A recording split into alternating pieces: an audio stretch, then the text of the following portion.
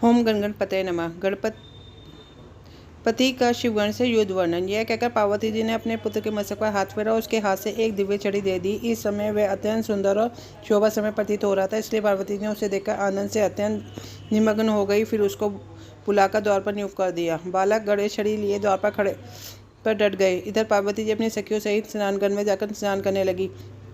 इसी समय द्वार पर नियुक्त था, किसी के आने की चिंता नहीं थी। तभी भगवान भूत भवन द्वार पर पधारे और शीघ्रता से भीतर प्रवेश होने लगे। उन्हें यह भी ध्यान नहीं था कि द्वार पर कोई शिवगण नहीं, पार्वती पुत्र खड़ा है। वह उनसे परिचित भी नहीं थे, इसलिए समझा अपने गणों में से कोई खड़ा होगा। शिवजी को घर में प्रवेश होने की चेष्टा करते देखकर गणपति ने उन्हें रोकते हुए कहा, देव व माता पार्वती का निजी भवन है, इसमें प्रवेश के लिए उनकी आज्ञा लेना अनिवार्य। आप बिना आज्ञा के कहाँ जा रहे हैं? तब चंद्रमौली का ध्यान उसकी ओर गया।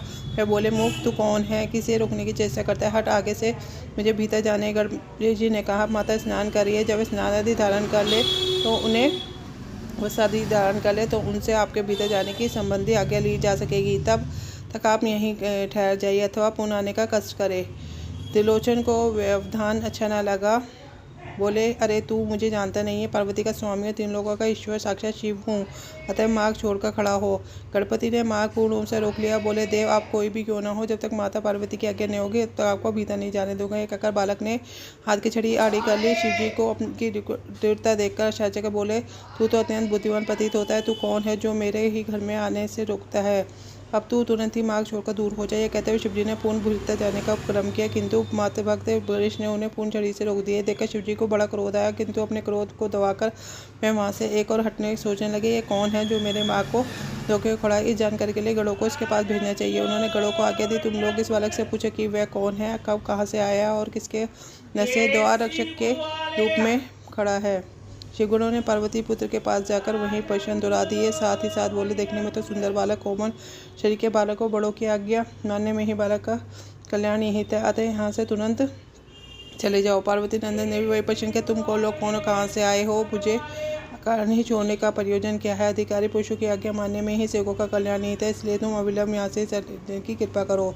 गणपति की बात सुनकर शिवगण की हंसी आ गई। बोले, तुम बड़े विचित्र जीव हो, हमने जो भी कहा तुमने कह दिया।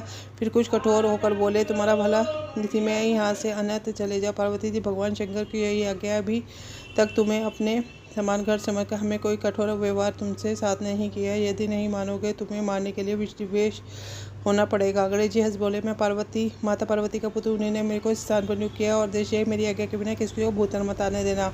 यदि तुम अपनी आज्ञा मेरे को हटाना चाहते हो तो अपनी माता की आज्ञा के कारण यहाँ से नहीं हट सकता। तुम और तुम्हारे स्वामी चाहे जो यहाँ खड़े रह सकते हो, किंतु भीतर प्रवेश नहीं कर सकते। शिवगण समझ गए कि यह महाशक्ति अत्यंत शक्तिमान पुत्र है, इसलिए अपने स्थान से विचलित नहीं होगा। तब शिवगण लौटकर अपने स्वामी की सेवा में उपस्थित है। प्रणाम कर, भूतनाथ, बालक तो माता पार्वती का पुत्र, उन्हीं की आज्ञा से द्वारों का खड़ा है। हमने से अधिक कहा, वह युद्ध के लिए बहुत सा प्रतीत हुआ। शिवजी कुपित हो गए, अरे यहाँ कोई छोटा बालक, कहाँ तुम अक्षरी गण, फिर भी तुम उसके हट का निवारण न कर सके। यदि वह इतना दुखता गई है तो उसके बल का प्रयोग द्वार से हटा दो। यदि युद्ध भी करना पड़े तो कर सकते हैं। गरुड़ ने शिवजी को प्रणाम किया, पुनः भवद्वार की ओर चल गए। इस समय हाथों में विविध प्रकार के शस्त्र लेके गए। अपनी ओर आते देखकर गणेश ने उनको तनकर खड़े हो गए।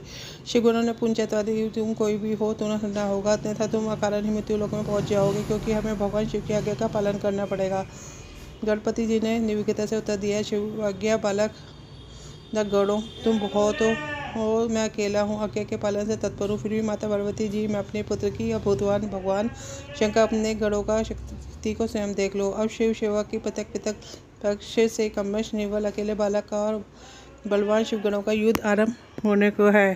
हे शिवगणों, अपने तो पहले ही अनेक बार युद्ध किया होगा, इसलिए युद्ध में दक्ष होंगे, किंतु मैं अभी युद्ध कला से अनभिज्ञ हूँ। इस पर शिवा के इस विवाद में तुम्हें पराजय का सामना करना पड़ेगा, परंतु ध्यान रहे कि यह हार जीत तुम्हारी हमारी नहीं है, वरन जगदम्बा जगदीश्वर की होगी। बालक की बात सुनकर शिवगणों को क्रोध आ गया। जब दंडी रंगी आदि शिवगणों ने उन पर प्रहार कर दिया। गणेश जी कूद होकर छड़ी से ही कठोर प्रहार करने लगे। दोनों में घोर युद्ध होने पर एक और अकेले बाल गणेश और दूसरी ओर अनेकों दुर्लभ शिवगण, किंतु कुछ ही देर में शिवगण व्याकुल हो उठे। शक्तिमान पुत्र इस समय बहुत भयंकर उठेगे। कल पांत कारणे कालो दृश्यन्ते च भयंकर था तथैव दुष्ट सर्वस्य पलायनकर। जिस पर पल्लव के अंत में काल अत्यंत भयंकर दिखाई देता है, उसी प्रकार पार्वती नंदन भी उसी समय समस्त शिवगण को प्रलयंकारी दिखाई देते थे। इसी के साथ ये कथा पूर्ण होती है। ओम गणपते नमः।